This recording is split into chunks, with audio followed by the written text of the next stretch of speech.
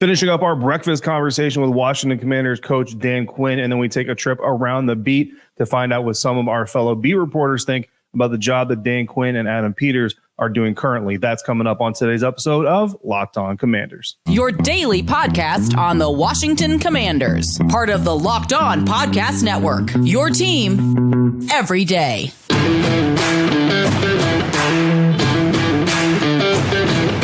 And welcome into this episode of Locked On Commanders, your daily podcast covering the Washington Commanders, part of the Locked On Podcast Network, your team every day. Thanks so much for making Locked On Commanders your first listen of the day every day. And don't forget that you can subscribe for free on YouTube or wherever you're listening to this podcast. And you can continue this conversation with me by becoming a Locked On Commanders insider. Go to joinsubtext.com/LockedOnCommanders and sign up today. From there, you'll get news, analysis, insights, one-on-one conversations with me. No hashtags, no filters.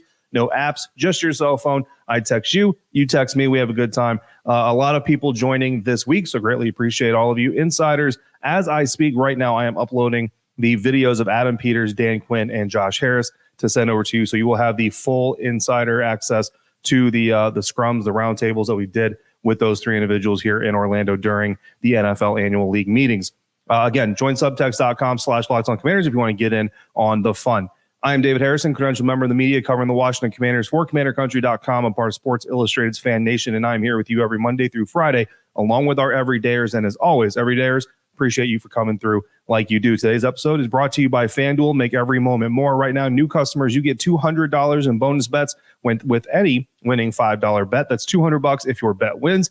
Visit FanDuel.com/LockedOn to get started. On today's episode, you're going to hear from a couple of fellow beat reporters on the Washington Commanders beat who are in Orlando with me during the NFL annual league meetings, and you're going to hear what they think about what Adam Peters, Dan Quinn had to say and the job that they're doing so far. But first, we need to finish up with Coach Quinn and go over some of the things that he talked about during his breakfast table meeting with us Tuesday morning. And here you're going to talk about, or you're going to hear him rather talk about Emmanuel Forbes, Jamin Davis, the decision to go with safety Jeremy Chin over Cameron Curl, linebacker Frankie Luvu. Is he going to be the Micah Parsons type? Center Tyler Biadasz, and linebacker Bobby Wagner. So a lot of newcomers, a couple of players that he's inheriting. You're going to hear about them from Coach Quinn right now.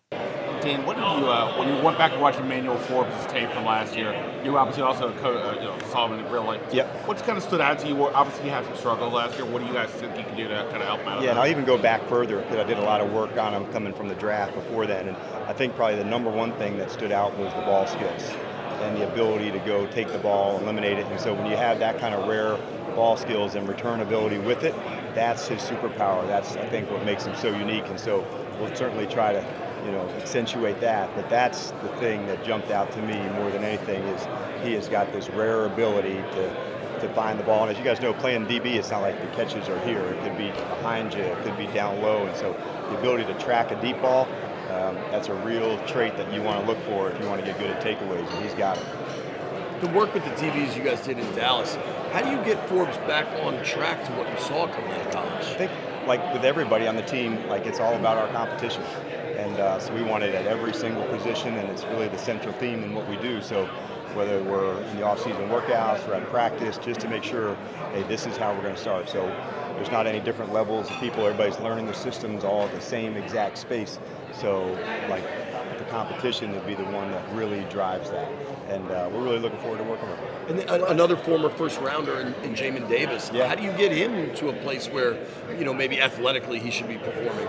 Yeah, we're really pumped on him, too, and finding, the things that he does best and the role to do that. And so we really feel like we've got speed and length at linebacker right now. And we're going to try to feature those guys in the very best ways.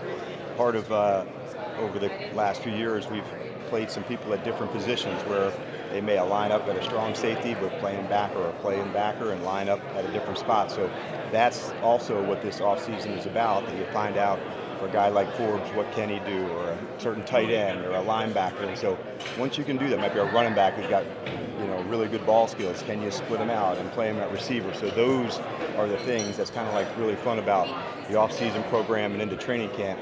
And sometimes you'll do it, okay, let's see more of that. And other times you'll move around and try something and say, okay. What were you looking for in safety that led you to Jeremy Chin, and maybe, I don't know if this is the right way to phrase it, but led you away from Cam Curl? Yeah, and one, I think Cam's a fantastic player, and I think he'll continue to do great in L.A. when you're looking at that process, like safeties, there's some that are down and play in the box that can play multiple roles, and that's what I think Jeremy can do. And there's some that play more on the deep end and back. So how do we feature Jeremy? At his best, I think he's down by the line of scrimmage, he's blitzing, he's guarding tight ends. And so that was one of the things that we thought would be really important. We want to play tight, we want to play aggressive, so the more man-to-man, the more blitzing ability, that's what we're looking for into that spot. And that's why I think having versatility helps. We talked about Davis earlier as a linebacker. He's got speed and length. What does he look like guarding tight ends? How would he play in the box? So whether we play 3 linebackers, 2 backers, one's down, one's back, one plays safety, all those are on the table for me. But specifically for Jeremy, it was his ability to really play down in the box, blitz, hit. Those are the things I was looking for. And with Frankie, I think a lot of people have been wondering, is he the guy you're going to use sort of the way you did with Mike, kind of here, there, and everywhere? But how do you see using him? Yeah, that's for sure. I see a lot of going forward, and he's an excellent blitzer. He's tough and rugged and all the stuff that, I love about playing tough defense. And so to add somebody like that into the mix was really important for us. He's an impact hitter, and our team needs more hitters, and the world does. So it's a good thing for us to see how we can go play this aggressive and style of play, and Frankie definitely represents that. Coach, looking ahead a little bit, what are your thoughts on joint practices and training camp, and have you talked to any of your peers about potentially setting some of those up? Yeah, and I think it's good, number one, and for a long time I didn't do it. I'd been on staff in Seattle, we hadn't, in Atlanta we didn't, and so it was in Dallas under Mike that I got my first exposure to that, and I really found the value in it. I think the one days are the best of those, where you get one good practice, you get a day in between, and then go play the ball game. 2-part. One, evaluation. Different system, different players, how do you see the matchups? And so I very much look forward to see, okay, let's play man-to-man to see him guard this player. Let's blitz. Let's see what all those different things look like. That was part of the evaluation. The other one I thought just ramps up the competitiveness just a bit more in a really safe environment. There's not live tackling, there's not going to the ground. But yes, we have had discussions with the teams, and once that preseason schedule gets finalized, that'll be a part of what we do. How will Tyler be able to support your quarterback? I think, one, I love that he's played in this division, and there's some really good D tackles in this division, and Tyler's gone literally head-to-head, nose-to-nose with a number of them, had strong battles, but he's such a good leader in the inside, and having the ability to take a lot off a player, whether it's veteran or not, in directing the traffic, identifying where to go, what's the protection, that's part of Tyler's game. And so we're really pumped that we have somebody with his expertise, kind of directing the traffic and leading the way. What kind of impact can Bobby Wagner make? What kind of impact? Yeah, it's a huge one he can make. He's as skilled a ball player as you're going to find because of the details he puts into it. There's a reason he's had so many high production tackling seasons. I think he's the very best tackler, that I've had the chance to coach. He just doesn't miss a lot. He's a processor, he sees it, and then what I'm looking forward to him is also detailing out to some of his teammates a process that it goes through to get ready to go play. So yeah, he's a real asset for us, and somebody I can't wait to coach again. It's been a long time, and I've coached against him and say, circle that number. You better stop this one. Don't let him ruin the game. All right, good stuff there from Coach Quinn. We had a lot of comments on these episodes. The people were saying the more they hear Coach Quinn talk, the more they like. I have to agree. We'll see how much the talk turns into action once the season gets started. But right now, that's all we can gauge, and I think he's saying a lot of the right things. 2 other people who cover the Commanders on a regular basis who were in Orlando are coming up here to tell you some other things about Dan Quinn and about Adam Peters. Coming up next on today's episode of Locked On Commanders, part of the Locked On Podcast Network, your team every day. Today's episode of Locked On Commanders brought to you by FanDuel, who wants you to say goodbye to busted brackets because FanDuel lets you bet on every single game of the tournament. Even if your favorite is eliminated, you can still continue putting down the wagers, still continue, hopefully, making some successful bets, right? Whether you're betting on a big upset or the number 1 seed, it is time to go dancing with America's number 1 sportsbook. Right now, new customers, you get $200 in bonus bets if your first $5 bet wins. That's $200 to use on point spreads, money lines. You can even pick who's going to win the whole darn thing. The UConn men and the South Carolina women entered each of their tournaments as the favorites. Don't think they're going to be the ones cutting down the nets. Go with your favorite. Go with your gut. Go game by game. take the overall winner, whatever you want to do. NFL futures, 49ers are still favored to win Super Bowl 59, but maybe you think the Washington Commanders to sneak up on people. Maybe you don't think so. Maybe think this is the Detroit Lions this season. Who knows? Whatever it is, place your bets, make your wagers. Go to FanDuel.com/lockedon. Bet on college hoops so they cut down the nets or your NFL futures. FanDuel, official sports betting partner of the NFL.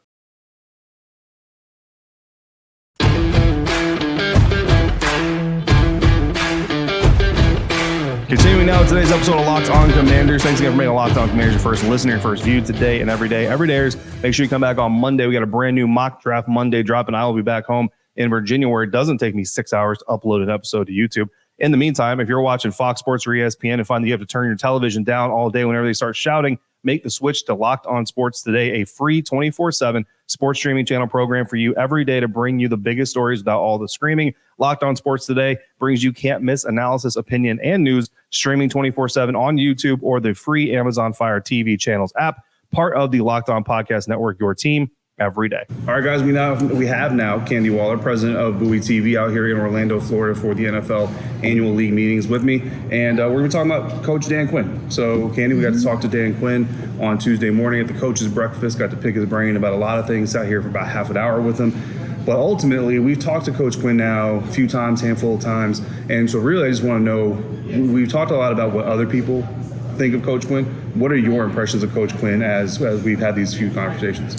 You know what? I really think that Coach Quinn is, like you said, we've been hearing a lot about, players wanted to come here because of Coach Quinn. The position coaches, they wanted to come here because of Coach Quinn. And I can see it. I think he is a coach that has probably learned from his other head coaching experiences as well as coordinator experiences, and he's really trying to be intentional and actively incorporate the things that he's learned. I mean, he mentioned to us during the breakfast, it's been a while since he sat in this seat as a head coach. So just in that alone is probably him being very reflective on how many years it's been, maybe some of the things that he's learned in those years since, and having this opportunity again. I think he really wants to make the most of this opportunity for himself and all parties involved.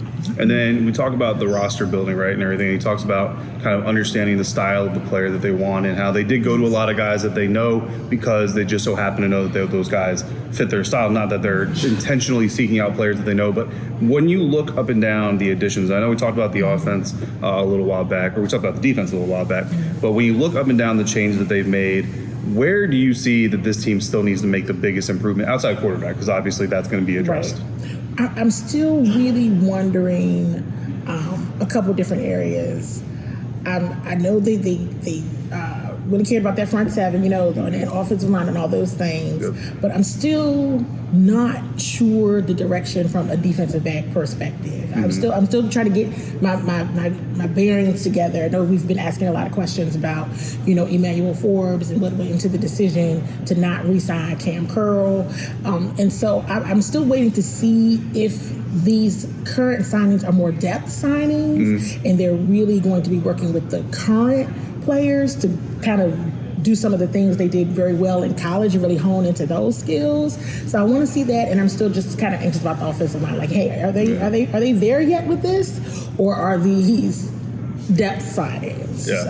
I'm not still feeling like, ooh, that's a tough O-line right there. Yeah, and that's something we talked to Adam Peters about on Monday afternoon, evening, and the way the question was formed to Adam was, you have a hole is the way it was put. You have a hole at left tackle, and he kind of took back. Like if you saw the clip on the episode, he kind of took back. He's like, well, I don't know if I call it a hole. Like, but they have a lot of faith in Cornelius Lucas, and he was asked flat out, like, do you feel confident starting with the current tackles you have if you had to? He said yes, and some of that could be smoke screen, some of that could be, I'm not going to tip my hand for the NFL draft, but honestly, like in the moment, it kind of felt like his slight offense to be having it called a hole was actually legit offense. So, hey, man, I mean, it won't be the first time that we see the roster differently than a coaching staff does necessarily. Another thing that was interesting from what Coach Quinn, going back to him, said was about, and I think we kind of expected this, but how much of a group effort the roster building has been, especially with the offensive players and Cliff Kingsbury getting involved. What do you think of the offense? How do you think? How do I put this? Where do you think they need to continue to build this offense to fit what you expect a Cliff Kingsbury offense to look like? I think it's interesting, and I asked that question to Dan. The coach Dan Quinn was, we keep hearing collaborative approach. What does that mean, and what does that look like? Because we so oftentimes hear, it's the GM decision, it's the head coach's decision, it's the coordinator's decision. The coordinator's going to go out and get with who he wants. Right. But it doesn't sound like that's happening. It sounds like there's a couple of people in this kind of collaborative approach, and Coach Quinn shared, they all go and watch games, and they come back and say, how would he fit in what we are trying to do? And I'm still to your point and to your question, okay, how much of that, though, who has the final say? Right. In terms of, okay, this is the offense I want to run, this is what we want to see on Sundays, and this is who I want. Yeah. How much of that is still there? Because is it a consensus thing? That's what I was hoping. Does everyone have to come to that decision? Because I think that's, we've been talking about this poker face and not knowing if it's a smoke screen or not. I think that may be a reason why they still really don't know the direction they're going to go in. Mm-hmm. It's because they're still trying to weigh and shape who they want to be and what their identity is going to be. So I'm still trying to kind of say, all right, this is the direction Coach Cliff wants to go in, but It doesn't sound like it's just a Coach Cliff. Right. It's truly this collaborative approach. We'll see how that works, though. We'll see how that works. Talking about all the collaborations, something that popped in my head during the press conference or during our meeting with him that I didn't ask in the moment because I'm going to save it for the first time the Commanders play the Dallas Cowboys specifically. But you've got Dan Quinn and Joe Witt Jr. coming from the Dallas Cowboys staff, Brian Johnson coming from the Eagles staff, and then you got Bobby Johnson coming from the Giants staff. Yes. So you got 4 coaches specifically who have direct experience coaching or coaching against Micah Parsons, and I think that's going to be an important thing with this Dallas Cowboys rivalry. So it'll be interesting to see how those 4 different avenues combine to protect that. So look out for that during the season. But Candy, finally, you asked Dan Quinn specifically, very pointed, very straightforward, how much pressure do you feel? What did you? I shared that answer on a previous episode here, but what did you think of the answer that he gave you?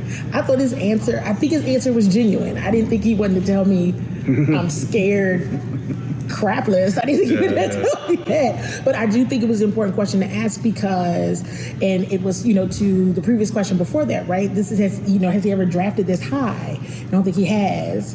And so this is very important. Right? This pick for the franchise is stamping, it's almost like, who do you want to be when you grow up? Right. Or who is this? And how much of this is like, you cannot get this wrong? Yeah. And what does that even look like, whether you use the pick or end up trading the pick, in case somebody wants to give up the farm because you don't know which way they're going to go. So they're going to be scared. You're going to pick Jaden, you're going to pick JJ, we're going to pick, Drake Bay. Don't know. So I enjoyed his answer in terms of the excitement around it. But this is a big deal. For this staff overall and stamping how they want to be seen going forward, not just with the fan base and the franchise, but the league overall, what they do. Because I think there's been some quotes that even some of the coaches are saying, what Chicago is going to do, or that they feel like they know what Chicago is going to do. I think New England Patriots head coach, Gerard Mayo, said, well, we feel like we know what the Patriots are going to do. We don't know what Washington is going to do. So this is going to be interesting. That's where the draft could really start, is at number 2. And either way, I mean, bottom line is and Coach Quinn actually said on NFL Network himself earlier this week or late last week, it's safe to say that we're probably going to take a quarterback early in the NFL draft. It's just, again, is it going to be number 2, number 4, wherever they go that direction? But you're right, it's going to be the first time. I mean, Dan Quinn, in Seattle, defensive coordinator, defensive-minded coach, not really included in the development of a young quarterback per se. Inherits Matt Ryan in Atlanta, goes back to Dallas. Again, defensive coordinator, certainly didn't have a young quarterback in Dak Prescott. So this really is going to be the first time that Dan Quinn gets a crack at starting over with a young quarterback. And so we're going to see how he manages his staff and manages the development of that person. So finally, Candy, I got to ask you this question because every time I go on a podcast, I go on a radio, whatever it is, I get to ask this question. So I'm going to ask you this question. Who are you picking at number 2? I don't know. So I have 2 thoughts. One is play the poker game, play the chess game to see who's willing to give up the farm for the number 2 pick. And I know people do not want to hear that because you don't necessarily know Because if it's this whole notion around, I love all of them, I love everybody, you know, okay, I'm going to take it at face value, but who's going to be too afraid that you're going to pick their guy, that they're willing to give up the farm for that number 2 pick? If all I got to do is drop back a couple spaces and a person that I really do love is still there, then it's almost a win-win. But then if that's not the case, I just keep saying, does the Commanders picking up or signing Marcus Mariota look like they're taking Jaden Daniels at number 2? So I don't know what that looks like, but if it's the other one, then I'm taking Jaden Daniels. Makes sense. I mean, look, things can get really interesting. We talk about quarterbacks a lot, but don't forget, like, if the Arizona Cardinals get wind that the Los Angeles Chargers are trying to trade up to get the receiver that they want, the Cardinals might feel inspired to jump up to get that receiver instead. And now the Commanders are number 4. And maybe it's not Jay, but maybe it's a guy like J.J. McCarthy or Drake May. So a lot to be determined. It's okay to not be 100% sure, because Dan Quinn and Adam Peters both told us this week here in Orlando that they're not even sure yet. So if they're not sure, we don't got to be sure. But we do appreciate Candy Waller coming through, president of Bowie TV. Make sure you're following her on Twitter at CWallSE. Candy, appreciate your time. All right, thank you so much.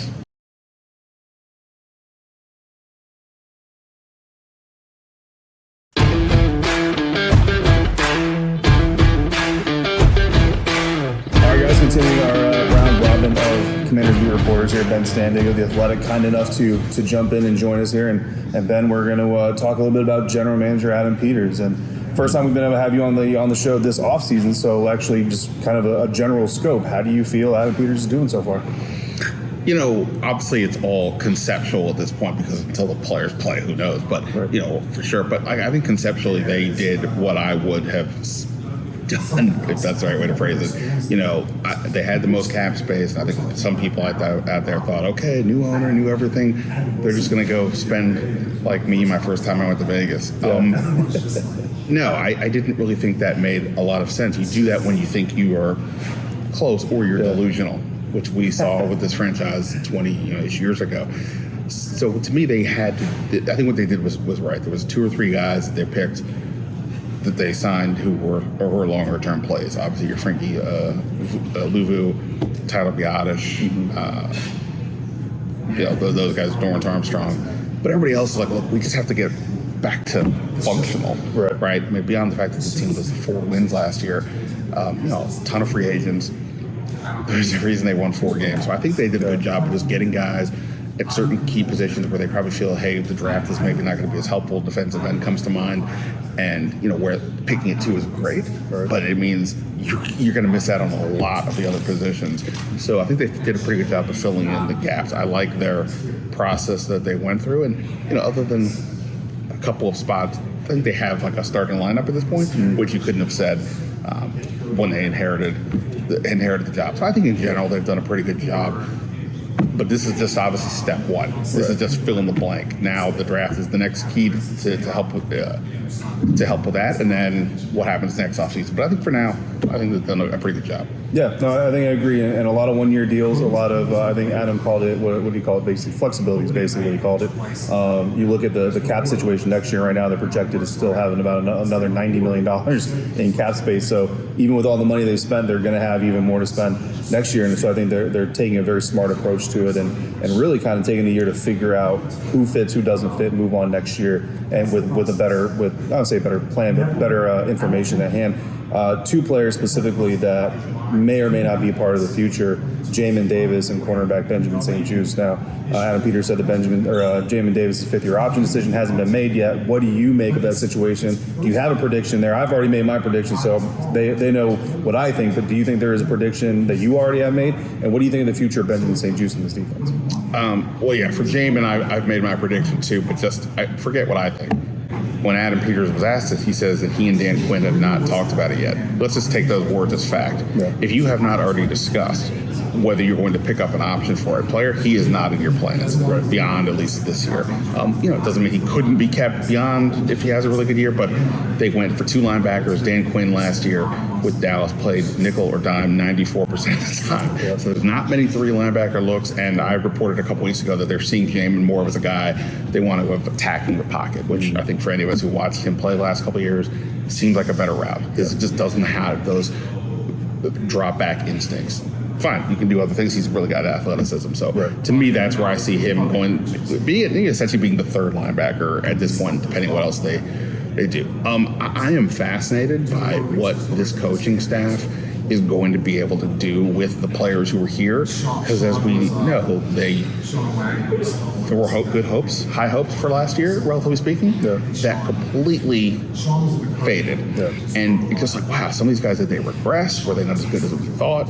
I think the coaching staff will, over time with Rivera, I don't know how good it was to begin with, but as changes were made, I think it got kind of worse. So now you're coming in, and not just the staff overall, but you have Dan Quinn, a defensive guy. You have Joe Witt Jr., who was a secondary guy in Dallas. You have Jason Simmons, who's going to be the pass game defensive coordinator, but he was also a secondary guy on top of the actual secondary guy in Donatel. So they have a lot of resources there, and I really am curious whether it's St. Jude's, who I would think goes back outside. It feels like between Jeremy Chin and Quan Martin, they probably have the slot dealt with, and I think St. Jude's size and length is probably better suited outside.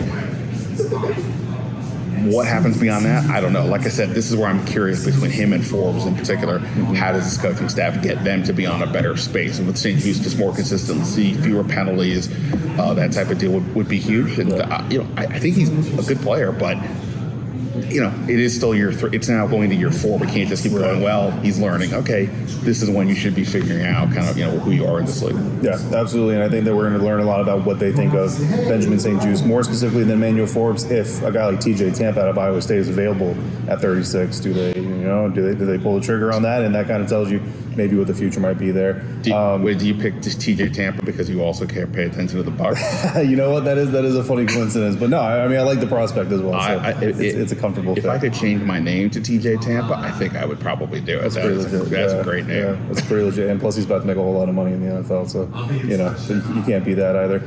Another result. So we talk about results of kind of last season and some of the players that people wanted to see come back. Cam Curl, Antonio Gibson, no longer here, but also Sam Howell being traded. Haven't been able to talk to you about that officially here. So what did you think when the trade went down? How do you perceive the value? Because depending on the charts, right? There's one chart that says they got 7th round value. There was one chart that says they got 3rd round value. What do you think of the deal?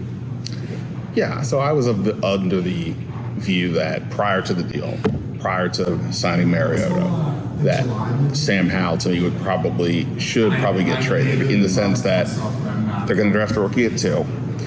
I know it sounds great to say, well, you have him, and then you can sign a vet if you want, and you have Sam Howell. It doesn't really work that way at that position. When Dwayne Haskins was here, this was part of the thing. You had him and Case Keenum and Colt McCoy, and Jay Gruden's trying to win, and Dwayne wasn't ready. Fine, but how do you get the reps? So what is Sam Howell doing here? He's just sitting. He's the 3rd guy who's getting minimal reps. That happens. His trade value goes away because there's a new class coming in next year. People have moved on from him. So I think they took advantage of the fact that he did do some good things. And I think it's pretty clear both by the trade itself with Seattle's interest, but also that I reported that 4 teams were involved. If that's the case, then it shows the league viewed it as whatever happened last year, we're not putting on him. That Sam Howell showed plenty of good stuff. And I think the first half of the year he did, right? Yeah. If they had been picking 15, 16 in the draft like they did the last couple of years, I think you could say, yeah, Sam Howell, we'll ride with him as our guy and see what he can do. The trade charts, I'll leave it up to those guys to figure out. I mean, at the end of the day, for me, they got another pick now in the top 100, as we know, and they also moved up in that up to the 5th, that moved back to 6th. This is just complementing what Peters is, giving Adam Peters more options, more ammunition to do stuff. And obviously, how much more valuable is that pick in the 3rd versus in the 4th? Right. You got to look at the draft board and see what they think. But, we could sit here and say they could have gotten more. But at the end of the day, I think they did fine. Realistically, we weren't going to break the bank. But at the same point, I think it does help everybody to move on, get things ready for this new kid. Because the whole point has got to be everything you can do to make this pick succeed. That has to be the point. Yeah, 100%. I agree with you. And you never know, it's how you spend that pick or those 2 upgraded picks. And then you never know, one of those or both of those picks could be turned into an upgrade to another pick, and that player becomes an all-pro. So the history books will tell what it's going to be. But Ben Standig of The Athletic, if you guys don't already subscribe, make sure you subscribe to everything Ben is doing over there. It's great work. Appreciate you coming through, brother. David, appreciate it, man. Coming up on Monday, we've got a brand new mock draft Monday. I'll be dropping my new one with all the information that we gathered, all the insight that we gathered. Drop yours if you're an insider, and we'll see how many we can get on the air. And of course, I'll be looking over an expert mock draft as well. In the meantime, if you got questions or comments, just drop them in the YouTube comment section or text me directly by becoming a Locked On Commanders insider. Go to joinsubtext.com/LockedOnCommanders and join the ever-growing population of Locked On Commanders insiders. Don't forget, check out Locked On Sports Today, the first ever 24/7 live streaming sports channel on YouTube. As always, thank you so much for making Locked On Commanders your first listen of the day every day. Every day, thanks for coming through on a regular basis like you do. Until we speak again, if you're out and about, please be safe, be kind, and I'll see you next time for another episode of Locked On Commanders, part of the Locked On Podcast Network, your team every day.